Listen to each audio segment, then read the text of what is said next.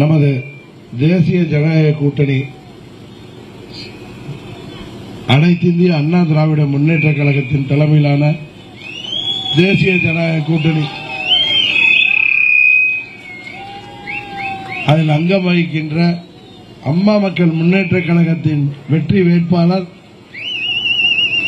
உங்கள் வீட்டு பிள்ளை ஆர் சுந்தரராஜன் அவர்கள்.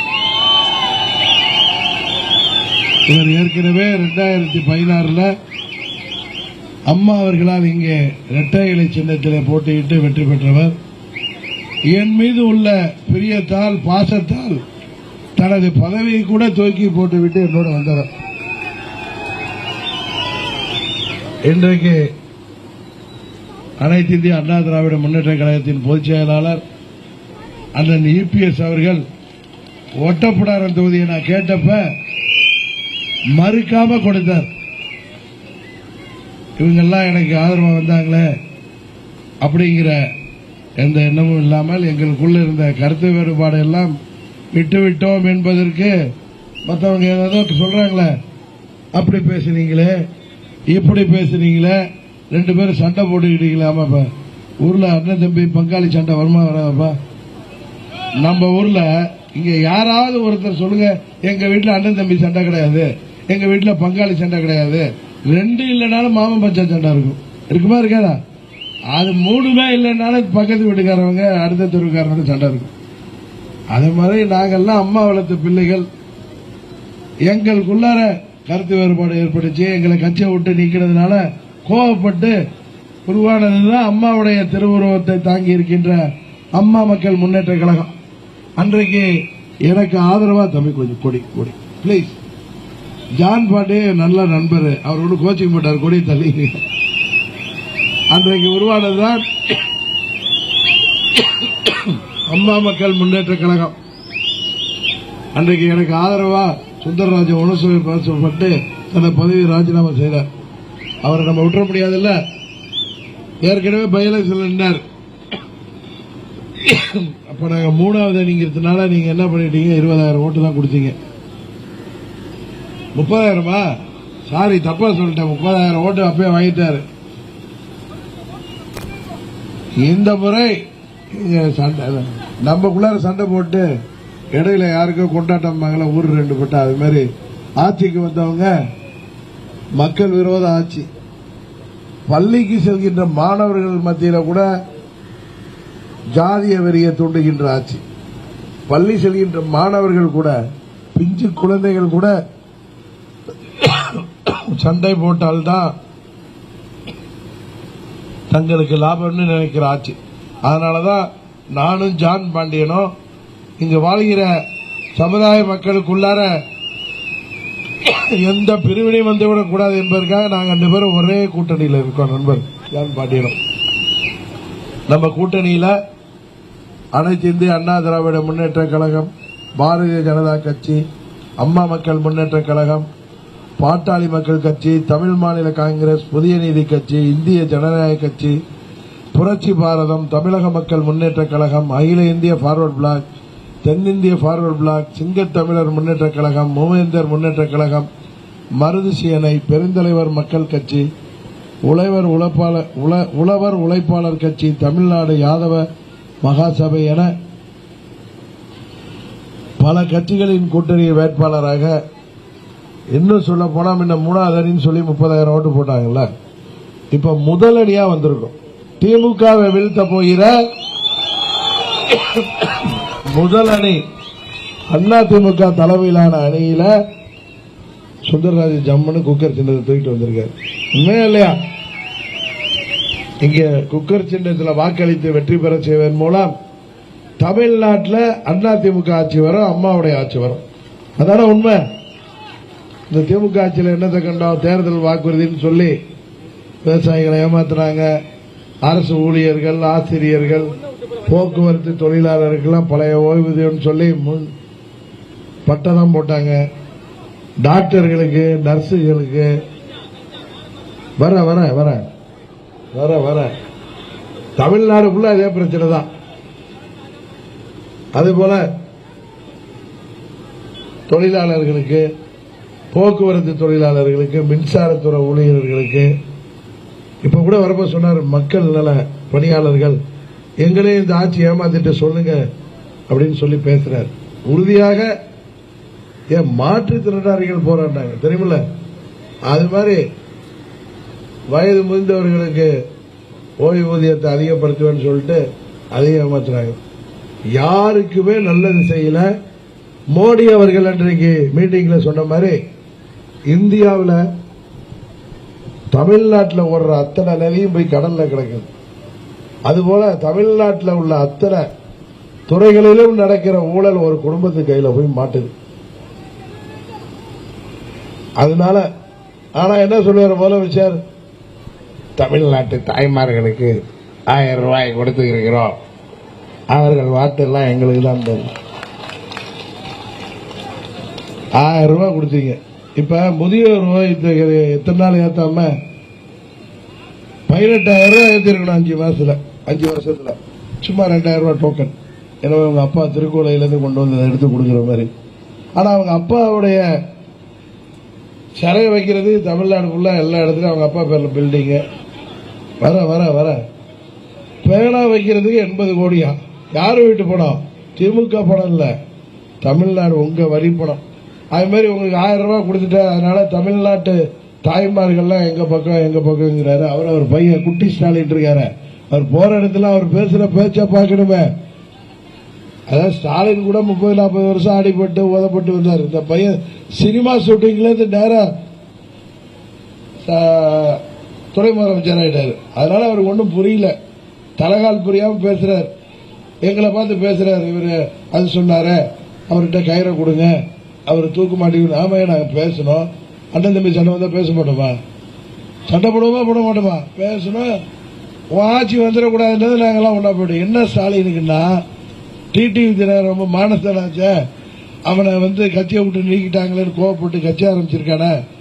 அதனால நிச்சயம் இபிஎஸ் இருக்கிற அன்னைக்கு போக மாட்டான்.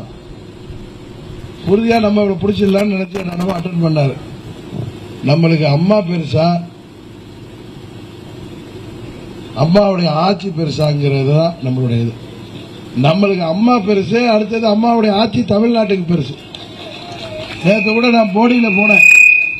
அங்க ஓபிஎஸ் நான் அவரை பத்தி பேசவே கூடாது, நம்ம பழைய ஃப்ரெண்டாச்சே பாவம் அப்படின்னு நினைச்சு. ஆனா அங்க போட்டா திமுக ஆபீஸ்ல அப்படி கும்பிட்டு நிக்கிறாரு.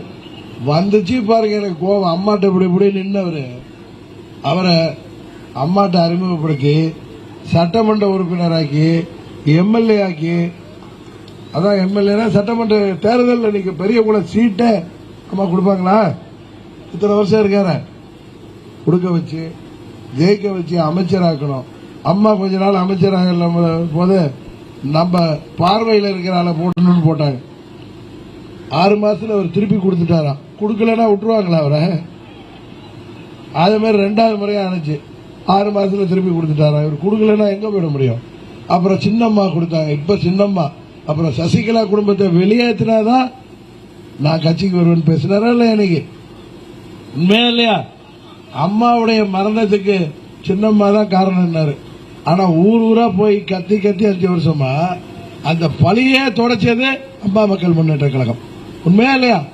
ஆர்கே நகர்ல அம்மாவுடைய தொகுதியில அம்மாவுக்கு அடுத்தபடியாக நடந்த இடைத்தேர்தலில் வெற்றி பெற்றது குக்கர் சின்னம். அந்த சின்னம் ஆர்கே நகர் தொகுதியில அம்மா தொகுதியில கொடுத்த சின்னம். அதை தான் நாங்க தூக்கிட்டு வந்திருக்கோம்.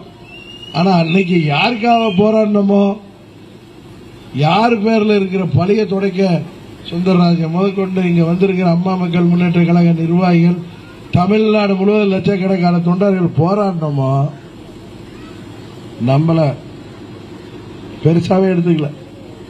ஏதோ தோப்பு போயிட்டாங்க, போட்டு விடுங்க, அதை பத்தி நம்மளுக்கு ஒன்றும் பிரச்சனை இல்லை. நம்ம இன்னைக்கு தமிழ்நாட்டில் அம்மாவோட ஆட்சி வரணும். விட முடியுமா? ஏன்னா தமிழ்நாடு நமக்காக மாத்திரம் இல்ல, நம்ம அதிமுக அமமுகவோட நலனுக்காக மாத்திரம் இல்ல, தமிழ்நாட்டில் மூளை முடுக்கெல்லாம் கஞ்சா விற்கிறான். முன்னெல்லாம் பொம்பளை பிள்ளைங்க ஸ்கூலுக்கு போனாதான், வேலைக்கு போனாதான் பத்திரமா போறாங்க வரணும் வீட்டுக்குன்னு தாய்மார்கள்லாம் வாசப்பள்ளையா உட்காந்துருப்பாங்க விளக்கு வச்சதும். இப்ப ஆம்பளை பையன் வெளியில போனாலும் பயந்துட்டு மடியில நெருப்ப கட்டிட்டு இருக்கீங்களா இல்லையாம்மா? போற இடத்துல கஞ்சால அடிமை சின்ன பையனுங்க தானே ஏதோ கொடுக்குறான மாத்திரைன்னு வாங்கி போட்டு ஏதாவது ஒரு கைவாளி பையன் அதில் எப்போ ஏற்கனவே கஞ்சா அடித்த பையன் கொடுத்து கெட்டு போயிடக்கூடாதுன்னு பயப்படுறோம். இதெல்லாம் அம்மா ஆட்சி நடந்தா நடக்குமா? இந்த மாதிரி மூளைக்கு மூளை கஞ்சா வைக்க முடியுமா? எங்க ஆமாமா இன்னைக்கு பாலியல் வன்கொடுமை நடக்காத நாளே இல்லை. ஏற்கனவே விளாத்தி குளத்தில் பாவம் ஒரு பொண்ணு தனியா போனது. அது மாதிரி நேத்து முந்தா நாள் சாயங்காலம் பெஞ்சூர்ல நேத்து பரீட்சைக்கு எக்ஸாமுக்கு தயார் பண்ணிட்டு இருந்த ஒரு தனியா இருந்த ஒரு கல்லூரி மாணவின்னு நினைக்கிறேன். இந்த பசங்க எல்லாம் போதையில் இருந்தவன் கஞ்சா போதை, மது போதையை விட மோசமானது, கொடுமையானது. மது போதையில் இருக்கிறவங்க கூட நீங்க தட்டிக்கிட்டு தண்ணியை ஊற்றி தெளிய வச்சிடலாம். இந்த கஞ்சா போதை ஹெராயின் போதையில் மாட்டவன் அழிஞ்சா சாவர வரைக்கும் திருந்த முடியாது. அவர்கள் சேர்ந்து அந்த பொண்ணை எப்படி சீரழிச்சு பாவம் உயிருக்கு போராடிட்டு இருக்கு. இது போல இன்றைக்கு தமிழ்நாடு முழுவதும் 2 லட்சம் 2 வயது சிறுமியிலிருந்து பச்சிளம் குழந்தையிலிருந்து வயது முதிர்ந்த மூதாட்டி வரை இன்றைக்கு உயிருக்கு பாதுகாப்பு இல்லை. இளைஞர்களுக்கு வேலை வாய்ப்பை வாங்கி தரேன்னு சொன்னார் முதலமைச்சர். என்ன பண்ணிருக்காரு? எல்லாரையும் கூலிப்படை ஆகிறான்னு ஆக்கி விட்டுருக்காரு. பாவம் இளைஞர்களுக்கு வேலை வாய்ப்பெல்லாம் இல்லாம இருக்கிற ஃபேக்டரி எல்லாம் மூடிட்டு மின் கட்டணத்தை உயர்த்துறதுனால சிறு குறு தொழிலெல்லாம் ஏற்கனவே கொரோனால நினைஞ்சு போயிருந்தெல்லாம் மூடிட்டு போயிட்டான். இன்னைக்கு நீங்க கஞ்சா பத்தி சொன்னீங்களா? நீங்க பூந்தமல்லி போயிருக்க. பூந்தமல்லி தான் திருவள்ளூர் மாவட்டம் தான் தமிழ்நாட்டுடைய அந்த நுழைவு வாயில். எப்படி கேரளால இருந்து இங்க வரப்ப கன்னியாகுமரி மாதிரி மற்ற மாநிலம் அங்க மாவட்டம் ஃபுல்லா நான் என்ன படிச்சேன்னா வாக்குறுதி நம்ம அங்க ஏழுமலைன்னு இவர் மாதிரி எனக்காக பதவி போன முன்னாள் சட்டமன்ற உறுப்பினர் தான் எழுதி கொடுத்தத தமிழ்நாட்டில் கஞ்சா இல்லாமல் செய்வோம் அப்படிங்கறது முத. ஏன்னா இளைஞர்கள்லாம் பாவம் வேலை வெட்டி இல்லாம ஃபேக்டரி எல்லாம் மூடி விரக்தியில தம்பி கொஞ்சம் இறக்கிக்குவா விரக்தியில போதைக்கு அடிமையாகி சமூக விரோத செயல்களில் ஈடுபடுற அளவுக்கு இன்றைக்கு நாடு போயிருக்கு. அதனாலதான் சொல்றேன், தயவு செய்து நாங்க சேர்ந்தது அது அண்ணன் தம்பி சண்டையெல்லாம் தூக்கி போட்டு சேர்ந்தோம்னா அதுக்கு எங்களுடைய நலனும் தமிழ்நாட்டு நலன் தான் முக்கியம். தமிழ்நாட்டில் அம்மாவுடைய ஆட்சி வந்தாதான் சட்டம் ஒழுங்கு சரியா இருக்க முடியும். தமிழ்நாட்டில் மக்கள் அமைதியாக வாழ முடியும். இன்றைக்கு விலைவாசி எல்லாம் உயர்ந்து போய் கிடக்கு.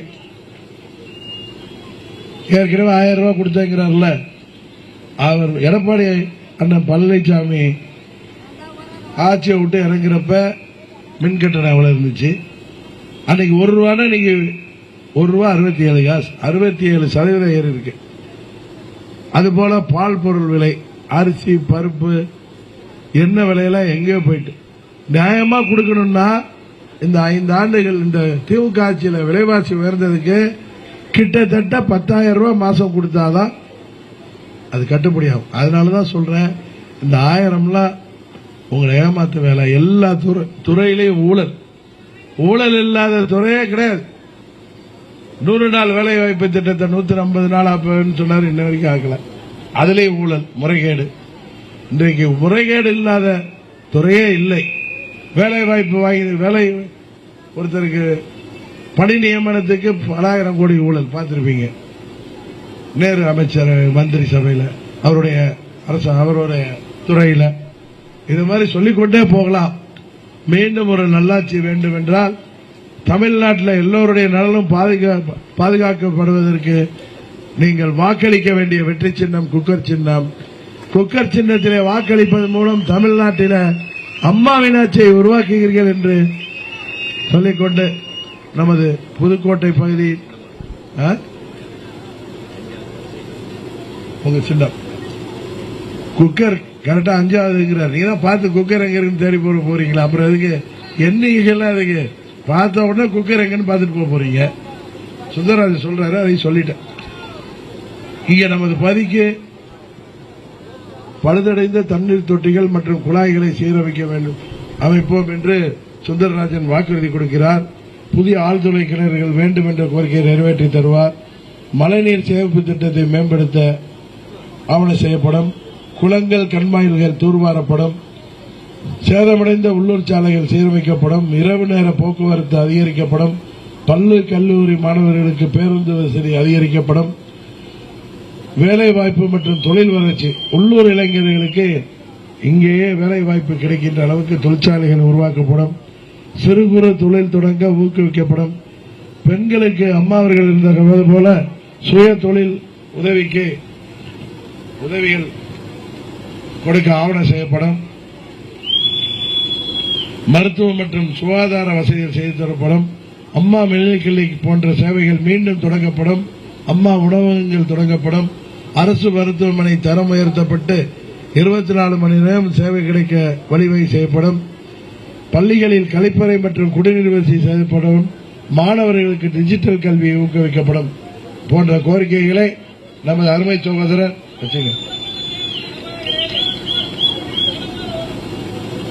இந்த முறை குக்கர் சின்னத்தில் வாக்களித்து அம்மாவுடைய ஆட்சியை கொண்டு வாங்க.